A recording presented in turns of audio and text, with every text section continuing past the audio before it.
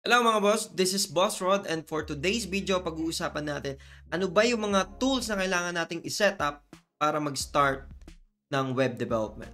Okay? So, ano pang hinihintay natin? Let's get started.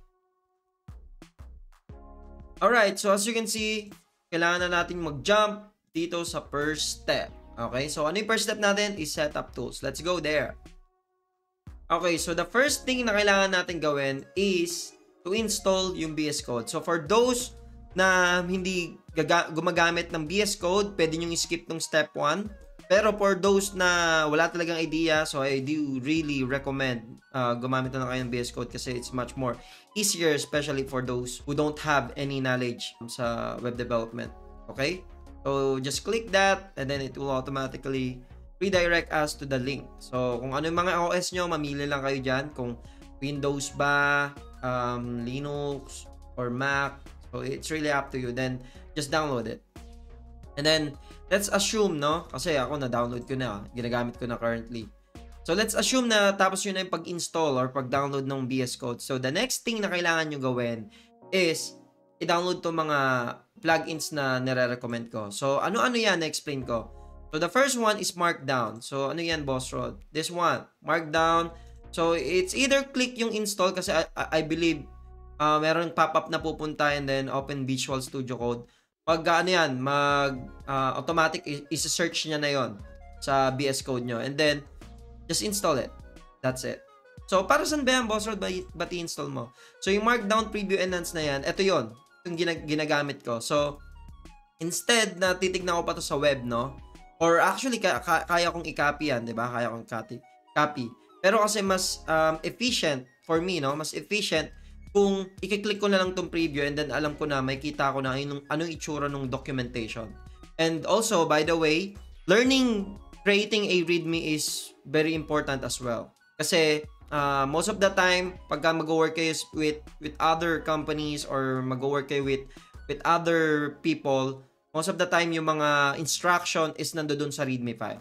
So, makikita nyo doon paano install, ano yung mga prerequisite or yung mga requirements bago nyo ma-run yung application and stuff. So, in here, kaya ako ginawang readme is, sa una pa lang, gusto ko na kayong matuto na agad.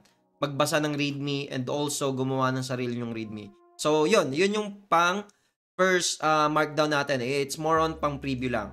And then, the next one is HTML, CSS. Okay? Just click that link again and then install. Ito na yung extension na kailangan nyo. So, itong extension na to is responsible for the HTML, CSS, IntelliSense. So, this is very helpful when it comes to HTML IntelliSense. Okay? And then, the third one is the live server. So, Boss Rod, ano itong live server? Live server, gagamitin natin yan pagka nag-HTML and CSS na tayo. So, live server, you can just imagine, pagka create ka ng HTML and then nag-save ka ng HTML, hindi nyo na kailangan i-reload manually yung page. So, eto, automatic na niyang nire-reload yung page whenever you change something dun sa HTML file. And then, the last but not the least is the Prettier. Prettier, it's a code formatter. So, this is also very helpful, no? Para hindi na tayo, for example, or gawa tayo ng ano dito, ng index file, index HTML. Okay. Yung Prettier code formatter na yan, for example lang yan, naggawa ako ng HTML. Close na muna natin to, medyo malaki. Yan. So, etong nakikita nyo, nag-exclamation point lang ako, di ba? Yan, pasok yan dun sa HTML and CSS extension na ginamit natin. So, ang mangyayari niyan, pagka nagganyan ka lang, na-exclamation point ka lang, meron na yung IntelliSense. Okay? Pagka kinilik mo yan, mag-auto-complete na yan.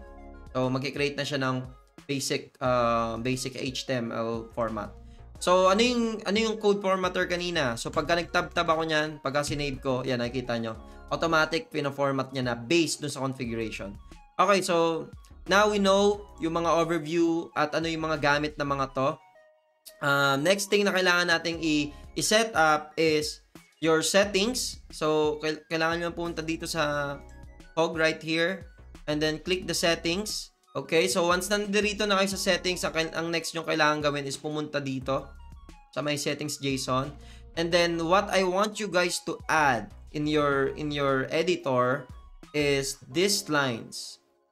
So, well, it's up to you kung gusto nyo ng tab 2. But, the most important thing, itong default formatter, VS Code, editor format save, and then, itong code action on save. Okay? So, you don't need to add this for now kasi wala pa kayong ESLint. Pero itong apat na to yung pinaka-recommended. Okay? So, editor, code action, format save, and so on. So, ilalagay ko sa description ng video para meron kayong copy. Okay? So, that's the first step. Delete ko na to. Okay, that's the first step. Very simple and very straightforward. And see you in the next one. Bye.